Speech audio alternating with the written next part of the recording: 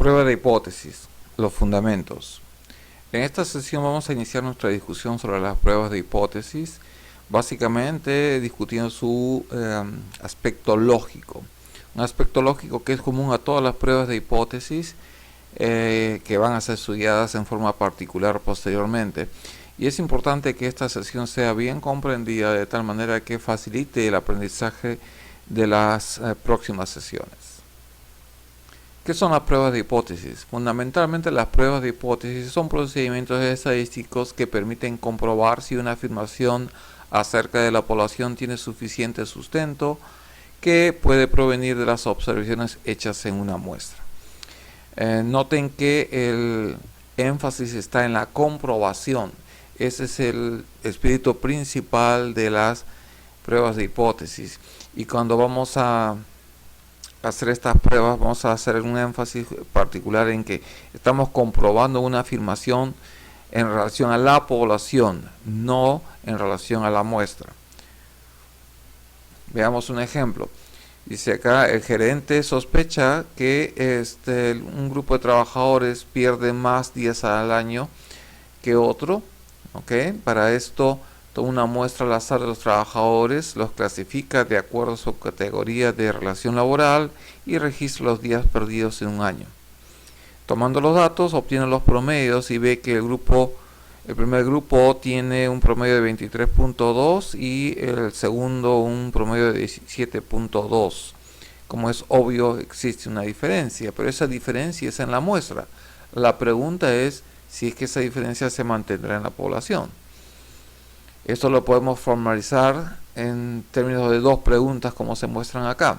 Podemos concluir que hay una diferencia entre los dos grupos. No nos referimos a los grupos en la muestra, sino a los grupos en la población.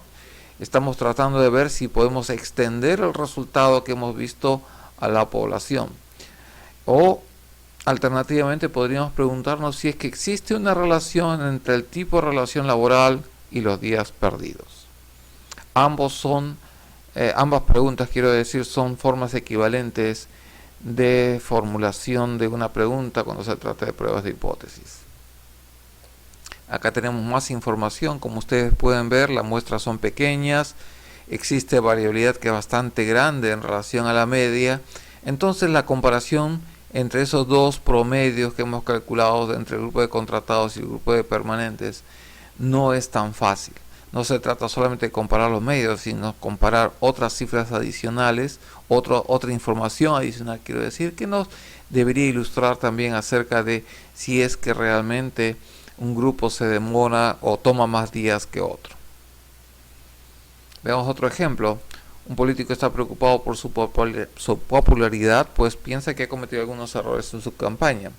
El año pasado tenía una aprobación de 60%, y seguramente duda de que esto se mantenga, por lo tanto toma una muestra de 200 personas y encuentra que en esa muestra solamente 110 personas lo aprueban. Esto indicaría pues que ha habido una caída al 55%, esto es una diferencia de 5% que podría ser preocupante para un candidato, por ejemplo. La pregunta entonces es si es que debería pensar que su popularidad ha bajado, y no está pensando exactamente en la muestra, sino en la población. ¿Existe una relación entre el periodo y la popularidad? Es una pregunta que, es equivalente a la primera. Entre el periodo 1 y el periodo 2 ha habido un cambio en la popularidad. Esto es lo que queremos decir. La pregunta común en los dos casos que hemos estudiado es bastante clara. ¿A qué se debe la diferencia encontrada, ¿no?, entre los valores que hemos observado? En el primer caso eran diferencias entre dos promedios y en el segundo caso era la diferencia entre un valor previo y un valor nuevo. ¿A qué se deben esas diferencias? Como vamos a ver, hay varias formas de explicar esas diferencias. En principio podríamos tener dos teorías.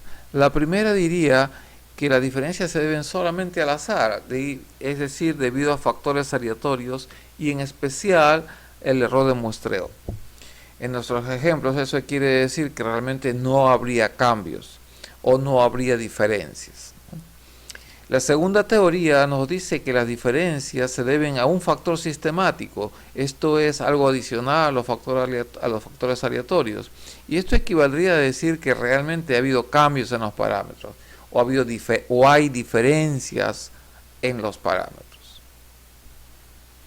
Una vez planteadas estas dos teorías, que son dos explicaciones que compiten entre ellas, el siguiente paso es tratar de verificarlas. Debemos de verificar cuál de las dos teorías explica mejor las observaciones que hemos tenido en la muestra. Esto es, las teorías deben explicar el resultado que estamos observando.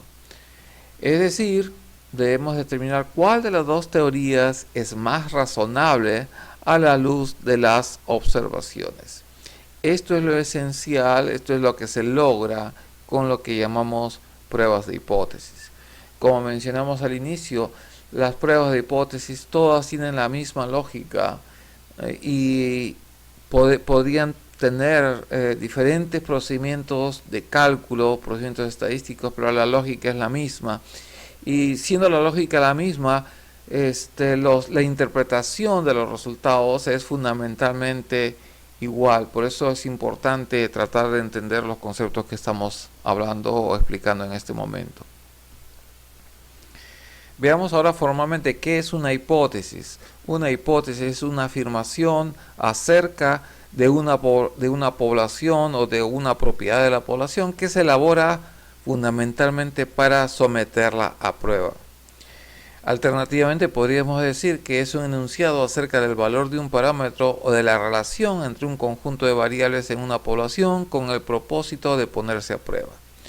Noten que las afirmaciones son en relación a la población y el énfasis está en comprobar esta afirmación. No se comprueba la afirmación en la muestra, se comprueba en la población. Veamos en nuestros ejemplos cuáles son las hipótesis. Para el gerente, las hipótesis que él tiene es que las medias son diferentes. En realidad, noten que él justamente obtuvo las observaciones o recolectó los datos porque él sospechaba que las medias eran diferentes entre esos dos grupos. Alternativamente podríamos decir ya en forma más formal que existe una relación estadística entre la relación laboral existente y los días perdidos. En cuanto al político, la hipótesis fundamental sería que la popularidad ha disminuido, esto es menor que el 60% original, posiblemente explicado por o sustentado por los errores que él piensa que ha cometido, ¿no? Cuando nosotros planteamos las hipótesis de esta forma, en el formato general de las pruebas de hipótesis, estas afirmaciones que ustedes están viendo corresponden a lo que se llaman las hipótesis alternativas. Ahora, ¿de dónde salen, qué originan estas pruebas de hipótesis alternativas? Normalmente estas hipótesis son originadas a base de alguna teoría o alguna explicación lógica que pueda tener la persona que está haciendo el estudio. O a veces también pueden ser originadas por observaciones previas, esto es trabajos exploratorios posiblemente que no han llegado o no son suficientes para confirmar la hipótesis. En todo caso, cuando uno formula una hipótesis, esta debe tener una cierta base lógica para formularla. La hipótesis alternativa es un elemento muy importante, como vamos a ver en las pruebas de hipótesis. Fundamentalmente es la negación de la hipótesis alternativa o de la hipótesis de interés. Representa el statu quo, esto quiere decir nada cambia, nada, todo es igual, no existen relaciones entre las variables y puede ser representada o puede ser escrita si quieren en diversas formas. Por ejemplo, la media no ha cambiado, la proporción no ha cambiado, esto es según el caso del político, o sencillamente no existe relación estadística entre las variables. Ahora bien, ubiquemos estas dos hipótesis en términos de las teorías que nosotros presentamos originalmente. La hipótesis nula va a corresponder a la primera teoría, es decir, la explicación viene basada en el azar. Asumimos que las diferencias observadas se deben al azar. Esto es fundamentalmente el error aleatorio. En el caso de la hipótesis alternativa, esta corresponde a la teoría en la cual existen factores sistemáticos que explican las diferencias, ¿no? En nuestro ejemplo de los trabajadores, la hipótesis nula diría, bueno, que esas diferencias entre los dos promedios que observamos es sencillamente debido al error aleatorio. Pero en el caso de la hipótesis alternativa, nos diría que esas diferencias se deben justamente a la existencia de una diferencia de comportamiento entre los trabajadores contratados y los trabajadores permanentes. Ahora bien, ¿qué es una prueba de hipótesis? Una prueba de hipótesis es un procedimiento basado en la evidencia recolectada en una muestra, esto es los datos de la muestra, y en la teoría de probabilidad, que nos permite determinar si existe evidencia significativa que soporte una hipótesis. Lo que vamos a hacer en las próximas transparencias es justamente explicar esta lógica, y el procedimiento exacto se va a ver cuando apliquemos en cada una de las pruebas específicas que estudiaremos en este curso. En principio, las pruebas de hipótesis van a variar en cuanto a su cálculo, como dijimos, pero la lógica es la misma. Todas las pruebas de hipótesis usan los datos de la muestra y a la vez usan lo que llamamos hace algunas presentaciones las distribuciones muestrales del estimado, que podrían ser las medias, las proporciones o cualquier otro estadístico, como veremos a lo largo del curso.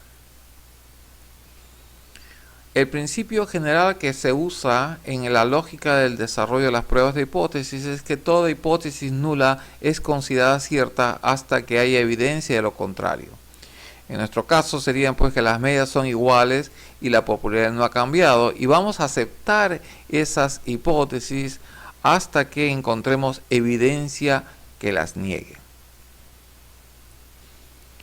¿Cuál es la lógica? La lógica es que momentáneamente aceptamos la hipótesis nula como verdadera hasta que la muestra demuestra lo contrario.